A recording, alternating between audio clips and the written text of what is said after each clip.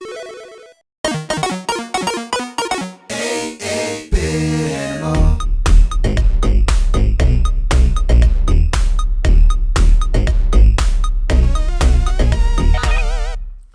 you doing, good people?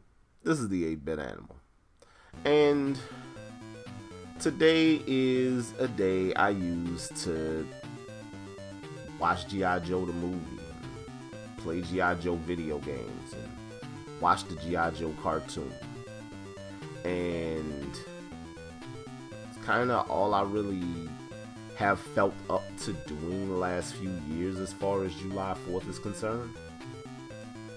But, you know, that's nobody else's business. There's a YouTube channel dedicated to just streaming G.I. Joe episodes ad nauseum. There was a new G.I. Joe game that came out recently. There are lots of people who have never heard of Konami's amazing G.I. Joe arcade game. And there are probably even fewer people who have working knowledge of the two fantastic 8-bit NES G.I. Joe video games. Both of them were developed by the same team, KID, Kid. I don't know. I don't think the dev even exists anymore. But they were published by two different publishers. One was Texan. That was the first game.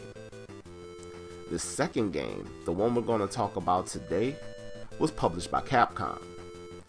And while it has some elements of old Capcom stuff, most notably Bionic Commando,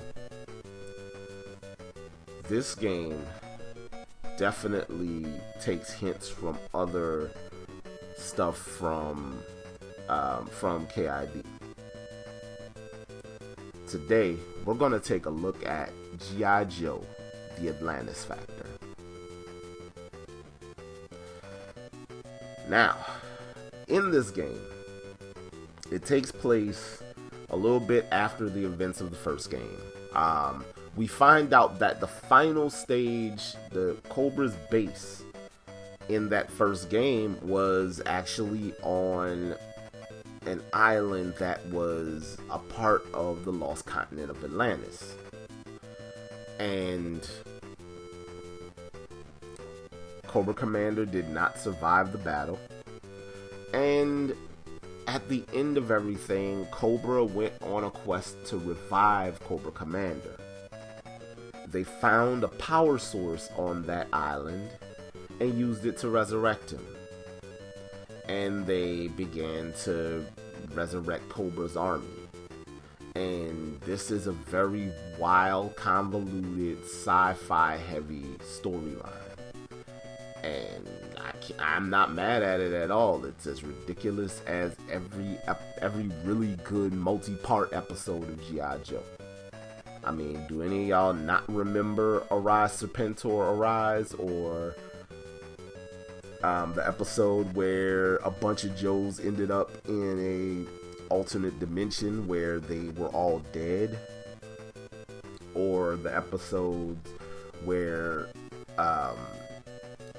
where Shipwreck got kidnapped and taken to a lab that was disguised as a town? And yeah, it was a lot of crazy stuff happening on that show, but I loved it. It was great 80s cheese. And this game is a great example of a good video game. Kid also developed another one of my favorite NES titles in Low G-Man. And graphically, this game looks a lot like Low G-Man. Some of the background elements, a lot of the foreground, a lot of the elements, graphic elements in the backgrounds and the foregrounds of a lot of these levels look like Low G-Man. And it works really well considering that this game takes place in a weird semi-future where somebody's trying to resurrect Cobra Commander and raise the continent of Atlantis, and just a lot of wild stuff is going on here. And I'm not mad at it. The platforming is solid, just like the first game. The hit detection, everything works spectacularly in this game. It's one of my favorite games that I don't actually own a copy of at the moment. And I'd love to get another copy. Actually, no, I never had this one. I do have the first G.I.Joe game, though. But yeah, I would love to get my hands on a copy of this. It is a fantastic video game and a great example of a licensed game that works. So KID, Kid, whatever they're called, they were 2 for 2 with G.I. Joe games. After those really weird Atari games, we got, and whatever was happening with those games in Europe where you played as Quick Kick, we got some really good stuff as far as G.I. Joe video games.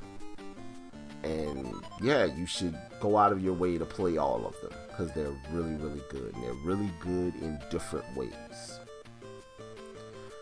Now, let's say you want a copy of G.I. Joe the Atlantis Factor. Cheapest copies that I've come across are about $40. On average, you're going to pay about $60 to $75 for a copy. And it's a good game. I struggle with whether or not it's worth that much. Even as a fan of G.I. Joe, like, I've started buying classified series figures. I am a fan of G.I. Joe. But that price is kind of wild. But what you gonna do, huh? But I will say this. Seek out a way to play this game however you can. And you should also seek out a way to play the first game.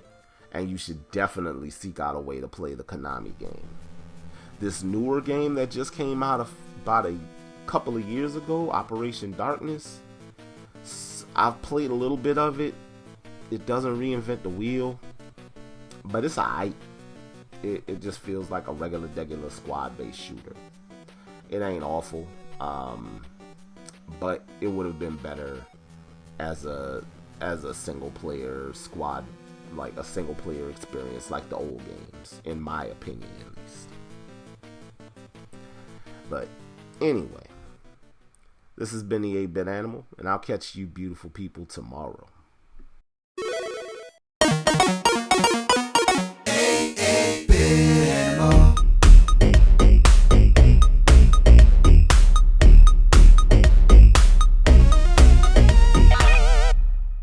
Tomorrow. Yeah, I know, I get it, but ain't no money up there. It's just vouchers for free British nights. I'm not climbing up that fake nose.